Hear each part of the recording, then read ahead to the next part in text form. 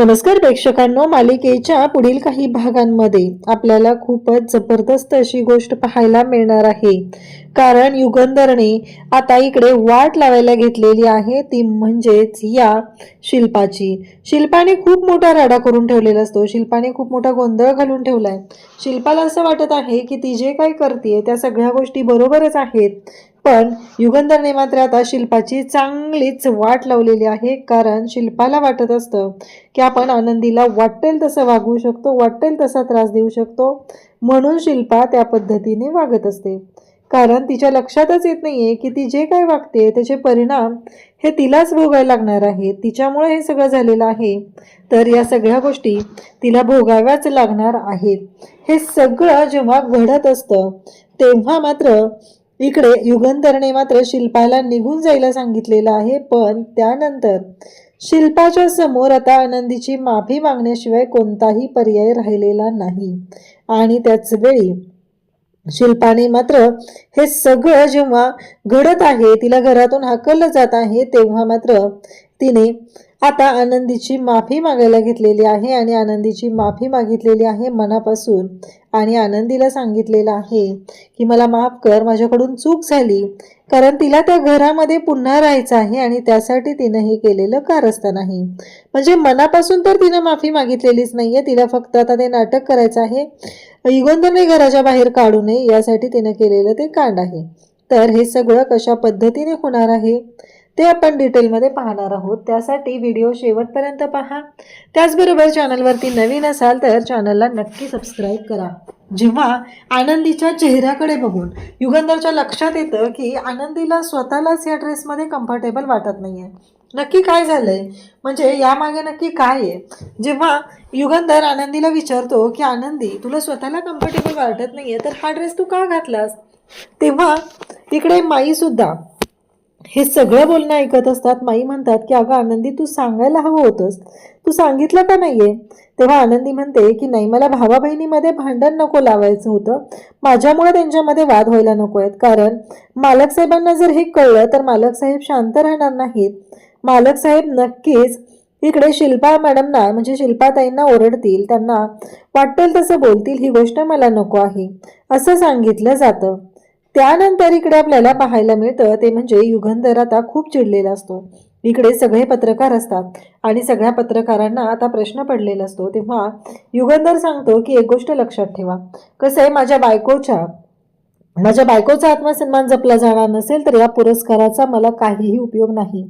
कारण माझी बायको माझ्यासाठी महत्वाची आहे आणि ती माझी अर्धांगिनी आहे असं सांगितलं जातं. आणि मग आता मंत्री महोदय जे आलेले असतात ते युगंधरचं खूप कौतुक करतात आणि युगंधरला सांगू लागतात की काळजी करू नका, सगळं व्यवस्थित होणार आहे. पण आजपर्यंत कधीच मी अशी व्यक्ती पाहिली नव्हती जी बायकोचा सेल्फ रिस्पेक्ट करते. आणि आज तुम्ही दाखवून दिले की खरंच ही संस्कृती किती मोठी आहे, तुम्ही ही संस्कृती कशी जपत आहात, हे सगळं तुम्ही दाखवून दिलेलं आहे. म्हणूनच तुम्ही या पुरस्काराचे खरे मानकरी ठरलेले आहात असं ते बोलत असतात. तेव्हा मात्र युगंधर बोलत असतो. मग आता पत्रकार तिथे आलेले असतात, सगळे पत्रकार प्रश्न विचारत असतात. आनंदी तिथून जात असते आणि आनंदीचा सँडल निसटतो आणि तिचा तोल जातो. तेव्हा मात्र युगंधर आता पुढे येतो आणि आनंदीला सावरतो. आनंदी युगंधरच्या मिठीत आलेली असते. आनंदी पडता पडता वाचलेली असते. युगंधरने येऊन तिला सावरलेलं असतं, म्हणून आनंदीचा आज इथे जीव वाचलेला असतो. त्यानंतर इकडे पाहायला मिळतं ते म्हणजे पत्रकार आता प्रश्न विचारत असतात. आता पत्रकार का प्रश्न विचारतायत, तर पत्रकारांना या विद्याधरने पैसे दिलेले आहेत आणि सांगितले की तुम्ही इंग्लिशमध्ये बोला. कारण विद्याधरला माहितीये की जर इंग्लिशमध्ये प्रश्न विचारले तर युगंधर काहीच बोलू शकणार नाहीये, त्याची बोबडीच वळणार आहे. ही गोष्ट त्याला चांगलीच माहिती असते, म्हणूनच त्याला सांगितलेलं असतं. आता मात्र जेव्हा हे सगळं घडतं तेव्हा मात्र पत्रकार प्रश्न विचारायला येतात आणि आनंदी म्हणते की युगंधर यांच्या बिहाफमध्ये मी त्या प्रश्नांची उत्तरं देईल असं म्हणत आनंदी त्या प्रश्नांची उत्तरं देऊ लागते. तर इकडे आरती आणि त्याचबरोबर राघव हे दोघंही बोलत असतात. राघव आरतीला म्हणत असतो की खरंच किती सुंदर डिझाईन काढतेस तू. तेव्हा मात्र त्यांच्या समोर पृथ्वी बसलेला असतो.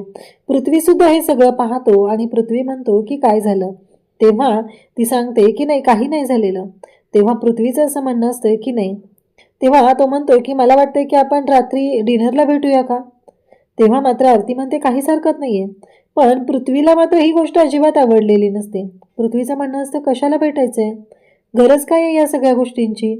नाही भेटायचं असं त्याला वाटत असतं, म्हणून तो सांगतो. पण त्याला खरं तर राग आलेला असतो, कारण आरती त्याला आवडू लागलेली असते. आणि राघव बरोबर जेव्हा आरती डिनरला जाते तेव्हा तिथं लगेचच त्यांच्या सोबतच पृथ्वी सुद्धा तिथं गेलेला असतो. आणि पृथ्वी सुद्धा विचार करू लागतो की नाही, हे सगळं जे काय चाललेलं आहे ना ते योग्य नाहीये. काहीही करून या सगळ्यामधून मला आरतीला वाचवावं लागणार आहे असं त्याच्या डोक्यात सुरू असतं. पण बिचारा आरतीला कळतच नसतं. आरती मात्र निर्मळपणे या सगळ्या गोष्टी बोलत असते. आरती एकच विचार करते, काहीही झालं झालं तरीही आता सध्या ठीक आहे, जे काही घडत आहे त्या गोष्टी आपण ॲक्सेप्ट करून पुढे जायचं, हे आरतीच्या डोक्यात चालू असतं. पण इकडे आपल्याला पाहायला मिळतं ते म्हणजे जेव्हा हे सगळं चालू आहे तेव्हा पृथ्वीला मात्र राग येत असतो. पृथ्वीला ही गोष्टच पटत नसते. पृथ्वीचं म्हणणं असतं की आरतीने असे वागायची गरजच नाहीये. एवढं सगळं व्यवस्थित असताना आरती का असे वागते, असा विचार पृथ्वीच्या डोक्यात सुरू झालेला असतो. आणि तेव्हा मात्र इकडे आता युगंधरने तर या शिल्पाची आधीच वाट लावलेली असते. शिल्पा जे काही चुकीचं वागलेले आहे ते माहिती असतं. त्यामुळे शिल्पाला सांगितलेलं असतं की सगळं सामान घ्यायचं आणि निघायचं आता. कारण काहीही झालं तरीही तू आश्रमात जाऊन राहायचं आहे गुरुजींच्या. तू इथे राहायची अजिबात गरज नाही. आणि तेव्हा मात्र शिल्पा म्हणत असते की आता काय करू, या विद्याधरच्या नादी लागून मी उगीच हे सगळं केलेलं आहे. खरं तर माझ्यावर जबाबदारी सोपवली होती. ही गोष्ट मी कसं काय विसरले, कारण मी जर तिला असे कपडे घालून पाठवले तर यामध्ये अडकणार कोण आहे? यामध्ये मीच अडकली जाणार आहे, हे लक्षात आलेलं असतं. आणि तेव्हा मात्र आता इकडे शिल्पा विचार करू लागते. माई म्हणतात बघितलं ना, आनंदीला तू तोंडावर पाडायला गेलेली होतीस, पण आज तुला कळलं का? कारण आनंदी आणि त्याचबरोबर इकडे युगंधर या दोघांनाही तू वेगळं करू शकत नाही. काहीही झालं तरीही एक महत्वाची गोष्ट लक्षात ठेव, कारण तू आज जे करायला गेली होती ना त्या गोष्टींमुळं तू आणि त्याचबरोबर युगंधर या दोघांच्या नात्यामध्ये फूट पडलेली आहे. कारण तुला असं वाटत आहे की हे सगळं करून तू या घरातलं स्थान निर्माण करशील, पण तुझं स्थान हे तुझं आहे. त्यामुळं काही झालं तरीही तुझ्या स्थानाला कधीच धक्का बसला जाणार नाही. ही गोष्ट लक्षात ठेव. काही झालं तरीही तुझ्यामध्ये कोणतेच प्रॉब्लेम येणार नाहीत, हे लक्षात असू दे, असं सांगितलं जात असतं. इकडे मात्र आता सगळेजण कौतुक करत असतात. आणि आनंदीने ऑलरेडी फाडफाड इंग्लिश बोलून सगळ्या प्रश्नांची उत्तरं दिलेली असतात. आणि सगळेजण म्हणत असतात की खरंच म्हणजेच निंबाळकरांची ही सून आहे ती सुद्धा त्यांची पहिली सून होती, तिच्यासारखी तोडीस तोड आहे. म्हणजेच खरंच युगंधर निंबाळकरांना शोभेल आहे, साजेशी अशी आहे, असं म्हणत आनंदीचं कौतुक केलं जातं. आणि आनंदी सुद्धा एवढ्या मोठ्या माणसाची बायको आहे, एवढ्या घराण्याची मोठ्या घराण्याची सून आहे, तरी सुद्धा आनंदी हे सगळं शांतपणे करत असते. कुठल्याच गोष्टीचा गाजावाजा नसतो. तिला कुठल्याच गोष्टीबद्दल तिथे कुठलंच काहीच पडलेलं नसतं. तिला फक्त एकच माहिती आहे, ते म्हणजे आत्ता मालक साहेबांसाठी कुठली गोष्ट महत्वाची, आपल्या स्वतःसाठी कुठली गोष्ट महत्वाची, एवढाच विचार ती करत असते. त्याचबरोबर इकडे पाहायला मिळतं ते म्हणजे आनंदी, त्याचबरोबर मंत्री महोदय, मालक साहेब सगळेजण तिथं असतात. आणि मालक साहेबांचं सगळेजण तोंड भरून कौतुक करत असतात. आणि सगळेजण म्हणत असतात की खरंच मालक साहेबांनी म्हणजे अगदी हिराच निवडलेला आहे असं म्हटलं जात असतं. आणि त्याचबरोबर आता मालक साहेबांचं कौतुक केलं जात आहे. युगंधर निंबाळकरांना हा एवढा मोठा शासनाचा पुरस्कार दिला जात असतो, कारण या पुरस्कार देण्यामागे खरं कारण असतं ते म्हणजेच जी लिपी आहे, ब्रेल लिपीमधलं जे डिझाईन आहे ते आनंदीने केलेलं असतं. आणि त्यामुळंच हा पुरस्कार दिला गेलेला असतो. आणि त्याचबरोबर हे सगळं जेव्हा घडत आहे तेव्हा मात्र या सगळ्या गोष्टी चालू झालेल्या असतात. आणि त्याचवेळी स्वतः युगंधरने तो पुरस्कार स्वीकारताना याचं सगळं क्रेडिट मी माझी अर्धांगिनी आनंदी युगंधर निंबाळकर हिला देत आहे असं म्हणत ती पुरस्काराची ट्रॉफी, जे मानचिन्ह आहे, त्याचबरोबर जो चेक आहे ते सगळं आता तिथे आनंदीच्या हातात दिलं जातं. आणि तो पुरस्कार हा आनंदीला दिला जातो. आता मात्र सगळेजण तिथं पाहत आहेत आणि सगळेजण टाळ्या वाजवत असतात. कारण असं पहिल्यांदा घडलेलं असतं की काहीही झालं तरीही एवढ्या मोठ्या पुरस्काराचा मान तिला दिला गेलेला आहे. ही गोष्ट पाहून खरं तर सगळ्यांनाच तिथे धक्का बसलेला असतो. त्याचबरोबर आनंदीचं, त्याचबरोबर सगळ्यांचं तिथं कौतुक होत आहे. युगंधरचंही कौतुक होत आहे. आता मात्र शिल्पाची वाट लागणार असते. आनंदी त्याचबरोबर युगंधर दोघंही तिथे स्टेजवरती असतात आणि आता युगंधरच्या लक्षात आलेलं असतं की जे कारण शिल्पाताईने केलेलं आहे त्याबद्दल तिला शिक्षा तर सांगितली. जर शिल्पाताई आता गेली नसेल तर मला घरी गेल्यानंतर तिला मी हाकलून देणार आहे, हे युगंधरने पक्क केलेलं असतं. कारण आनंदीशी ज्या पद्धतीने शिल्पाताई आल्यापासून वागत आहे, कारण युगंधरचं म्हणणं काय आहे की माझ्या मनात फिक्स आहे, माझ्या मनातली समिधाची जागा दुसरं कोणी नाही घेऊ शकत आहे. मग प्रत्येक वेळेस शिल्पाताईने या गोष्टी बोलून दाखवायची गरज काय आहे? कारण ती समिधाची जागा घेते, समिधा वहिनी तुझ्याबरोबर प्रत्येक पुरस्काराला जायची, पण आज ही मुलगी तुझ्याबरोबर पुरस्काराला येते, मग या सगळ्यामध्ये कोणाचा दोष आहे? असं म्हणत तिनं सगळ्या गोष्टींचा दोष इथे आनंदीला देत असते. आणि युगंधरचं म्हणणं काय असतं, आनंदीने कधीच या घरातल्या कुठल्याच गोष्टींकडे तिनं हक्क दाखवलेला नाहीये. आनंदीला जे काय आहे ते तिला स्वतःच आहे ते बस झालं. कारण तिला घरातल्या कुठल्याच गोष्टीमध्ये तिनं कधीच तिथं दाखवून दिलेलं नाहीये, तिची लालसी वृत्ती नाहीये, हे युगंधर तिला सांगण्याचा प्रयत्न करत असतो. आता माई आणि बापू खूप चिडलेले असतात. ते म्हणत असतात की बघितलं ना, ह्यासाठी तुला मी सांगत असते शिल्पा, यामध्ये पडत जाऊ नकोस.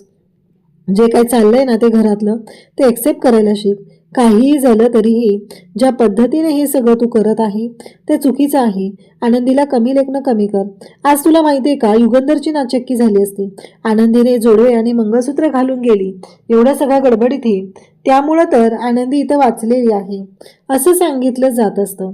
तेव्हा मात्र यांना असं वाटत असतं की नाही, आईचं म्हणणं आहे की हे सगळं जे काय आहे माझ्या भावाचं आहे. हिने येऊन लुबाडायला लागलेली आहे, माझ्या भावाच्या सगळ्या गोष्टी तिने लुबाडत आलेली आहे, माझ्या भावाचं तिला सगळं हवं आहे असं म्हणत आता आनंदीबद्दल वाटेल ते शिल्पा बोलत असते. तेव्हा माई म्हणत असतात की बंद कर हे सगळं, तुझं काय चाललंय ते अति होतंय, या सगळ्या गोष्टींमुळं सगळ्यांना त्रास होतोय, तुझ्या लक्षात येत नाहीये का? असं म्हणत सगळे बोलत असतात. आनंदी सुद्धा तिथं असते. आनंदीला जे काय चाललंय ते मात्र दिसत नसतं. आणि तेव्हा मात्र युगंधर म्हणतो की बाद झालं. आता शिल्पा म्हणते की नाही, युगंधर म्हणतो की तुला मी जायला सांगितलं होतं, तू इथंच कशी काय आहे? मी जर तुला जायला सांगितलं असेल तर त्यामागं काहीतरी कारण आहे, तू का गेलेली नाहीयेस? हे सगळं बोलणं सुरू झालेलं असतं. तेव्हा मात्र इकडे आता माई बापू सगळेजण तिथं असतात. तेव्हा शिल्पा आनंदीच्या जवळ येते आणि आनंदीची माफी मागू लागते. आनंदीला सांगू लागते की आनंदी मला माफ कर, माझ्याकडून चूक झाली, मी असं वागायला नको होतं, खरंच मला माफ कर, मी विचार केला नाही, मी सुडाच्या भावनेने पेटून उठलेले होते, मी फक्त एवढाच विचार केला की मला ह्या सगळ्या गोष्टी पटत नाही आहेत, मान्य आहे, पण मी फक्त एवढाच विचार केलेला होता की या सगळ्या गोष्टी ज्या आहेत त्या चुकीच्या पद्धतीने झालेल्या आहेत. कारण मला असं वाटत होतं की समिधा वहिनींची तू जागा घेण्याचा प्रयत्न करते, पण मला आता कळलंय की तू समिधा वहिनींची जागा घेण्याचा प्रयत्न करत नाहीयेस, तर तुझ्या स्वतःची जागा निर्माण करत आहे, त्यासाठी मला माफ कर, असं सगळं ती बोलत असते. तेव्हा मात्र युगंधर पाहत असतो. पण खरं तर आपल्याला माहितीच आहे की शिल्पा एवढी मनापासून माफी मागणारी आहे का, आणि तिने का माफी मागेल, कशासाठी माफी मागेल? कारण तिला काही देणं घेणंच नाहीये, तिला या गोष्टी करायच्याच नाहीयेत आणि तिने माफी मागण्याने काही फरकच पडणार नाहीये, हे सुद्धा आपल्याला चांगलंच माहिती आहे. त्याचबरोबर आनंदी मात्र पाहत राहते. पण युगंधरने आता शिल्पाला घरात राहायला सांगितले. अशाच अपडेटसाठी चॅनलशी कनेक्ट राहा. थँक्यू.